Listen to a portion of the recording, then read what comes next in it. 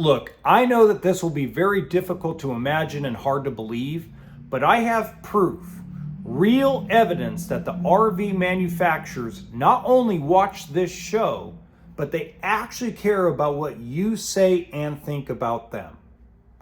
Welcome to HB RV Lifestyle, the podcast. I'm the host, John Livingston, aka the Honey Badger, here to give it to you straight and transparent about the RV business, as well as some other things. Now, I will link a couple of articles in the description box below, just so you can kind of get an idea of where I've been pulling this information from, okay?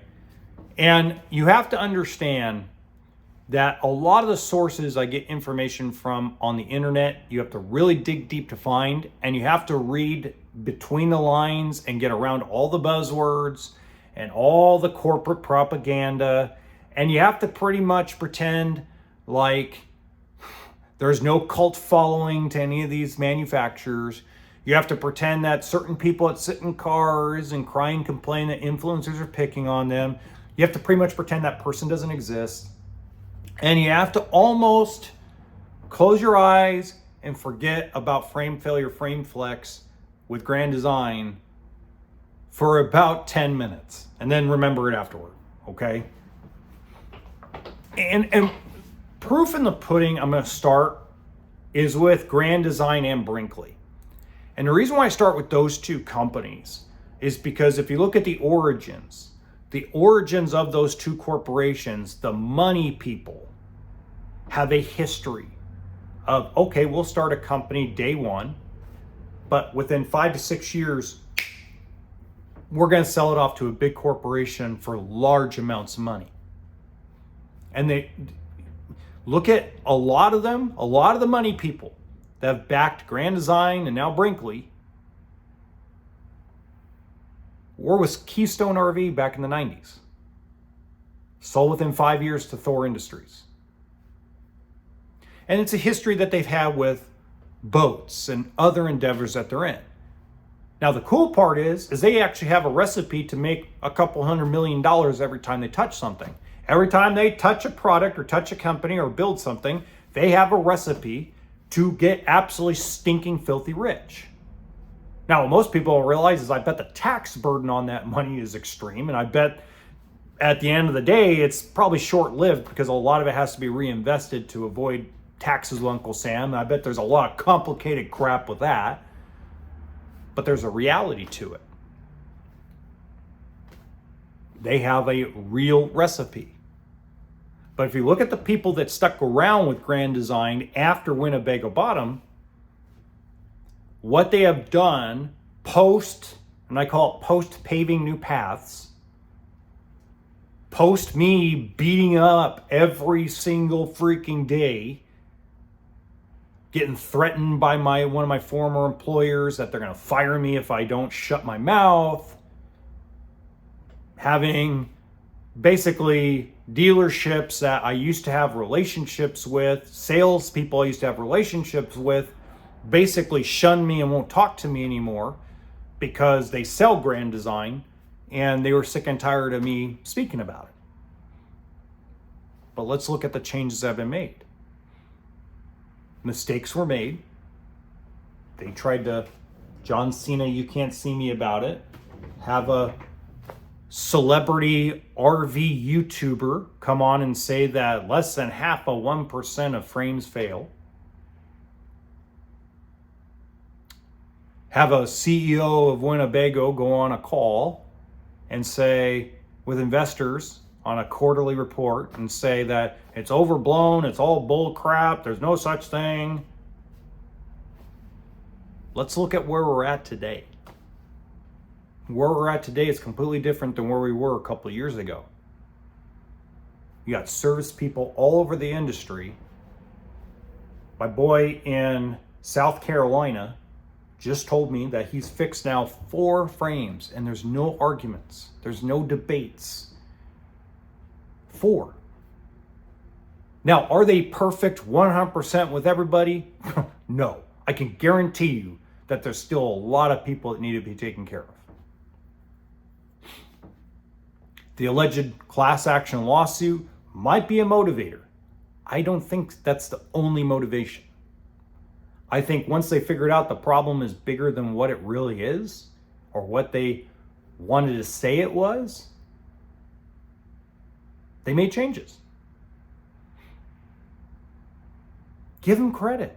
That means they actually listen. That means they actually paid attention. I still think it's going to be a few years before they can rebuild their reputation to the point where they're going to be as successful as they were in the past. And they have very stiff competition from Brinkley and from Alliance RV and from Forest River, because Forest River stepped up their game. And don't sleep on Keystone Montana and Keystone Cougar. Don't sleep on Jayco Pinnacle either.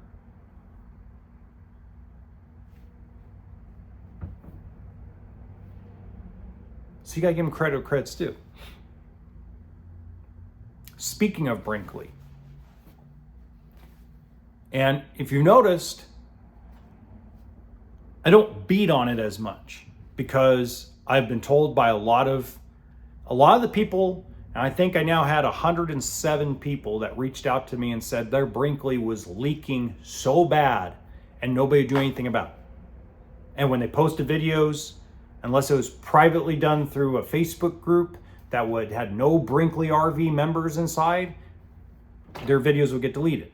Now that's an allegation by customers. I don't know if that's true or not. There were a lot of allegations against Grand Design doing the same thing with frame failure, frame flex. So could I put it past them? No, I couldn't put it past them. Especially with that group of people wanting to sell off the company, having a deal in place with Thor Industries to buy them out for over $800 million. Well, now that we all know that that deal is falling apart, Brinkley's going to be an independent manufacturer for a few more years. Now, I talked to my guy in Virginia and a gal I know up in Michigan, and what they have told me, and they're service people. They're not salespeople. They're not cult members. They're not rah, and pro Brinkley can't do anything wrong. You're just full of crap. You're just a hater. You're just jealous. None of those, they're even not even affiliated with that, have said to me that there is a difference between what they're doing. It's a very small difference, very tiny difference. But they've changed the way they're doing their automotive style seal on their 2026 product. And unless you know where to look and where to see it, and apparently at least half of the 107 people that have reached out to me have come up and said, hey, either they're at the factory getting fixed, or their SRT or mobile team or whatever has gone out to fix the rotting floor or bought back the unit or whatever the case may be. So obviously, they actually care. Now, is the motivation possibly that their deal fell apart and they're going to be a part of the industry independently for at least another probably 3 to 5 years? Possibly. I want to believe that more than likely that someone over there paid attention to what I was saying about the frame failure, frame flexing, because this is my ego, okay? That somebody was paying attention over there about all the Grand Design stuff I was beating on every single day for a long time, and we're like, maybe there's something to it. That's what I want to believe. I want to believe someone over there or a group of people over there were like, maybe the guy in the car needs to keep his mouth quiet, and let's actually investigate this and see what's really going on. That's what I want to believe. Because 2026 year models usually come out, or the next year model usually comes out in the summer of every year, usually late summer. Some manufacturers are a little different, but for the most part, everybody changes year model around the end of summer. Okay. That deal with Thor that was put in place that fell apart was after year model change.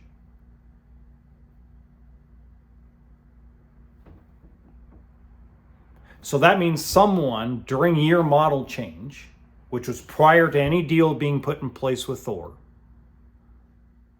was paying attention to this. Plain and simple. So that's what I want to believe. Do I still think they're overpriced and overhyped for what they really are? Sure. Been in the industry a long time. There are a lot of great things that they do really, really well. I love their fifth wheel toy hauler lineup. I think it's top 5, especially this year model, they're top 5. They're not the best. It's going to be hard to dethrone the best. It's going to be hard to dethrone ATC. It's going to be hard to dethrone Genesis Supreme RV because they just don't, you don't see it on the East Coast because it costs too much money to ship it over there for people to enjoy. It's a West Coast, really Texas West product. So it's hard for people to understand why I hype up Genesis Supreme as much as I do. But it's got to be one of the top 2 Indiana-built toy haulers. Even with the leak problems. Go look at Forest River. Forest River now builds a water management rain bay facility. That's one of the links I'm going to put in the description box. So obviously, talking about Brinkley and leaks and floor rot and blah, blah, blah. Forest River, some of Forest River's like, well, Brinkley's having that problem. Maybe we should double down on what we're doing for water leaks, floor rot, roof rot, delamination, mold. A 2,200 square foot facility to rain test units. That's the second facility. You don't have to do that for hype. Yeah, it'd be great marketing, but what salesperson actually talks about that anymore? What person actually buys an RV actually goes to a dealership lot to buy it anymore? Very few. Most folks, it's over the phone or over the internet, at least in my experience. Just goes to show you, Forest River cares. We talked about Thor restructuring the company, the umbrella. They're not just doing that for their own self-serving purpose. They're doing it because you're shrinking down the leadership to a funnel that works. So instead of having several presidents of companies independent of each other that feed a funnel of money into Thor Industries umbrella, it's now going to be divisioned out a lot like how Forest River is. Now, it's not going to be exact, but it's going to be, by what I read, what they reported. So they actually do care.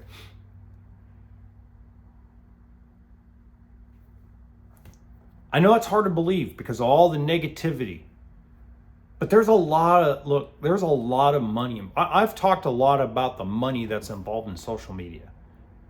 I'll never see a piece of that, more than likely.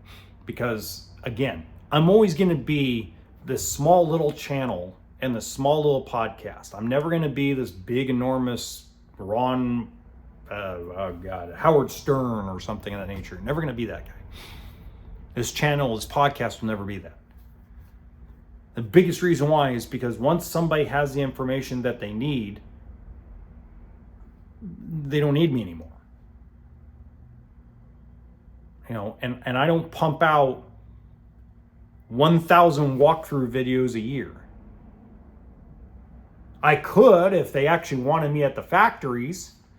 Now, I know one manufacturer that, I'm not going to say who it is, but I got one manufacturer that two manufacturers that are independent manufacturers that actually want me to go to their factory and film. And I will eventually get there. Right now, money's a little tight, and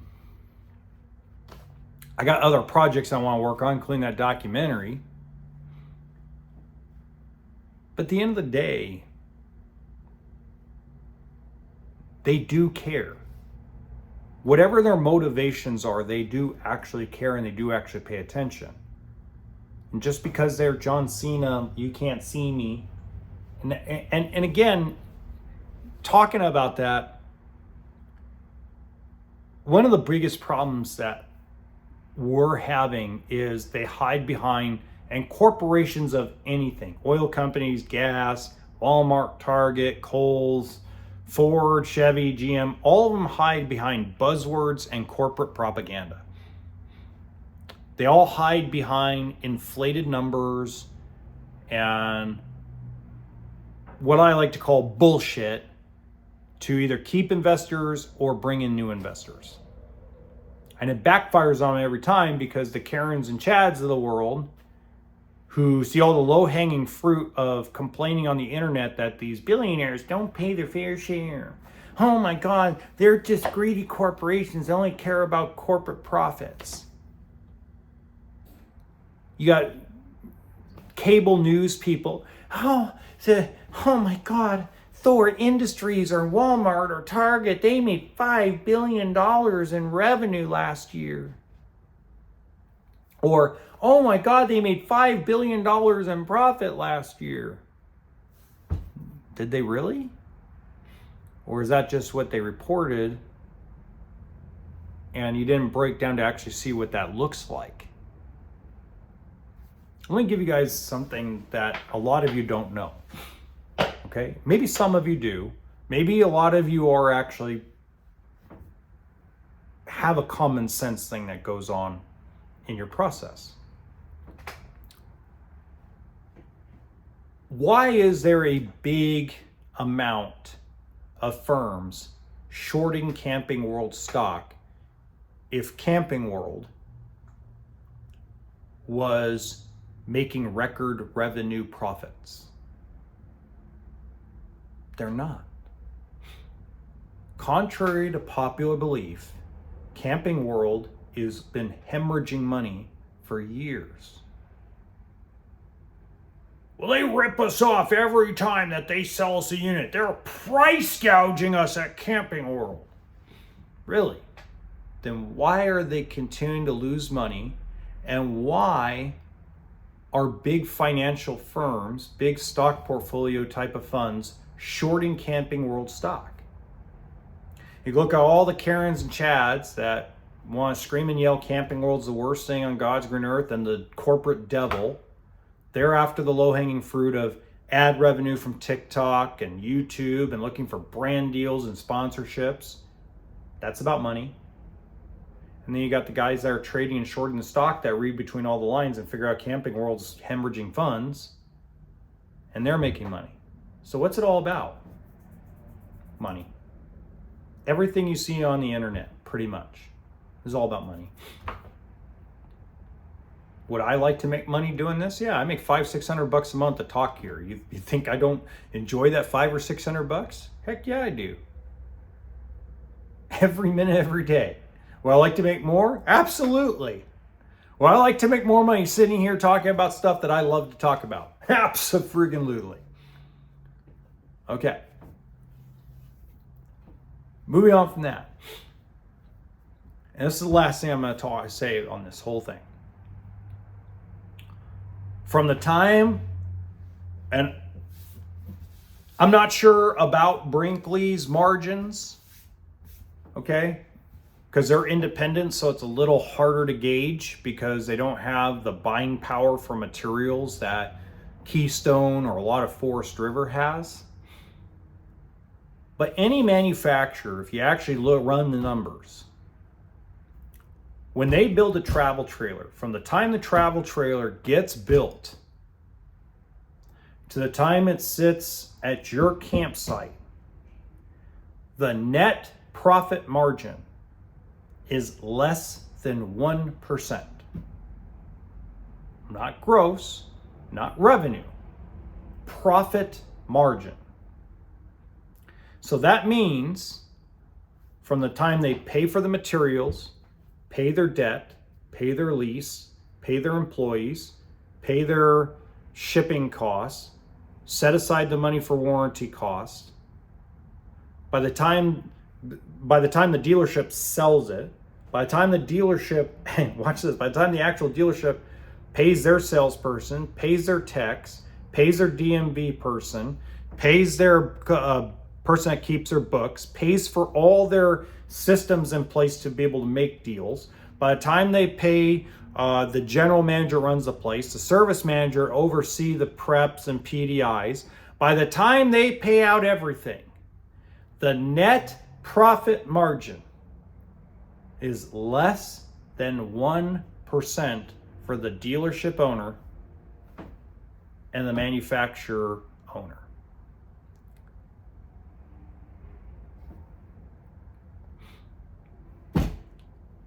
Let me ask you this. Would you do it for less than 1%? So why do they do it? I can tell you exactly why they do it. They do it because the profit margin pays into the business. It's the sale of the business and the sale of the debt that retires a dealership. When a big corporation like CarMax or Carvana or some big auto group buys a car dealership, they buy it for the portfolio, the debt, and the land. They buy it to buy more debt, to accumulate and borrow more debt. They're buying an asset. They're not buying the profit margin.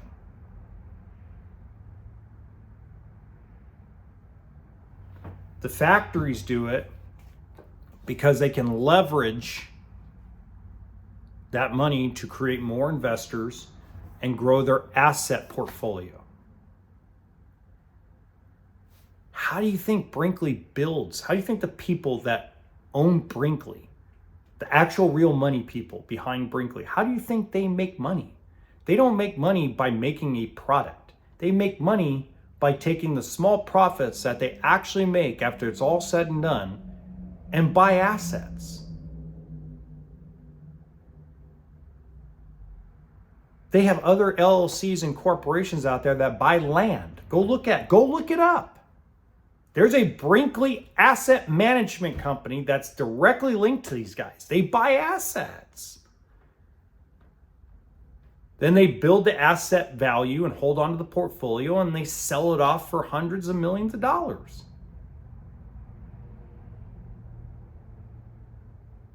There's no billions of dollars going into Doug Gettard's pocket. There's no billions of dollars going into Bob Martin or Nate Goldenberg or the Brady Boys or Pablo. They're not making $5 and $6 billion a year. That's not the way it works. Now, is Doug Gettard probably got enough money set aside over 30 years of being in the industry to buy a private island? Hell yeah. How about a guy that probably, and look, Doug Gettard and I probably hates my guts, okay, more than likely. It's very possible he hates my guts. And that's a story for another day. But 30 years of 7 days a week, 12 to 15 hour days, headaches, heartaches. Wouldn't be surprised if there were a couple thousand bottles involved, if you get my drift, whatever that bottle is. All the risk. He wasn't born with a silver spoon in his mouth. Just saying. The money is in the buy, not in the sell. Until next time, remember, RV always stands for toolkit and sense of humor.